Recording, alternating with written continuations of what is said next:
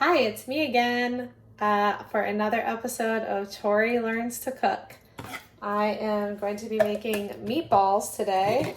So the very first thing that happened was that one of my shallots went bad. So it's just been, a good 10-15 minutes of cleaning up. Okay, so technically the recipe calls for ground beef chuck and ground pork, but instead what I'm going to use is ground beef and Italian sausage. So I need basil, and what's really cool is I have this air garden with my basil plants. They're not doing too badly, unlike my dill. Look at that terrible dill. It was so nice at first, and then I destroyed it because I'm also not good at gardening.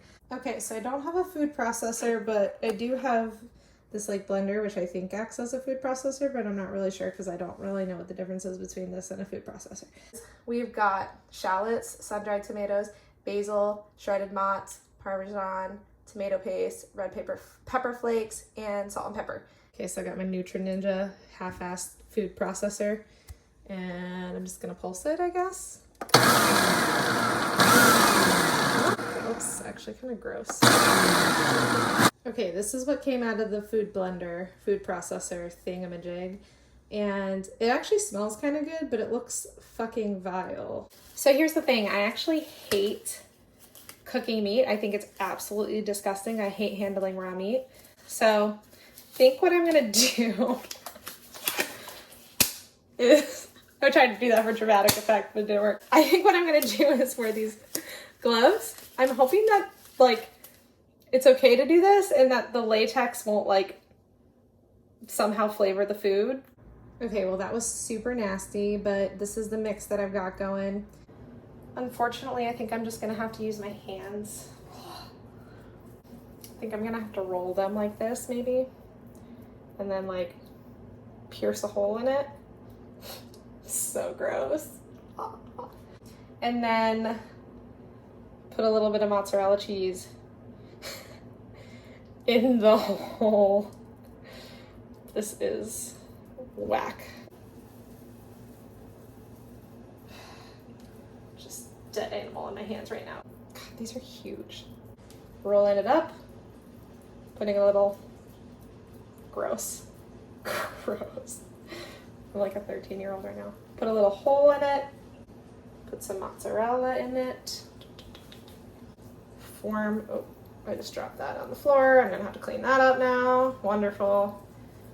Looking back, I probably should have heated the oil while I was doing the meatballs. That would have been a good time-saving technique, which I'll try to remember next time. One of the other things I have learned to do is try to clean up while things are heating up, so that I don't have to clean up later. Obviously, these are things that expert cooks probably do already. The things that I'm learning how to do as I'm learning to cook. Aluminum foil lined baking sheet.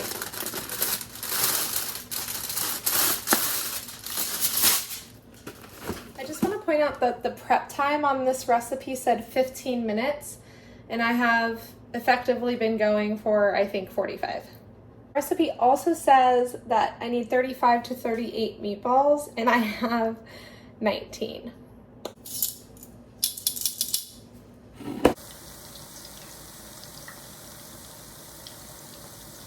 These meatballs are definitely not healthy. What's really interesting is you can see the first batch is darker and the second batch is lighter. I put them in for the same amount of time, but I think maybe the oil was too hot the first time or not hot enough the second time. I've heard somewhere, I don't actually know if this is true, I'm gonna have to look it up later, but I've heard that maybe the back of the oven is hotter, so I'm gonna put the dark ones in the back and the lighter ones in the front. Okay, so those are in the oven for 10 to 12 minutes, although maybe longer because they're big meatballs. So now I just pretty much wait. Glory. Now all I gotta do is plate him, whatever that means.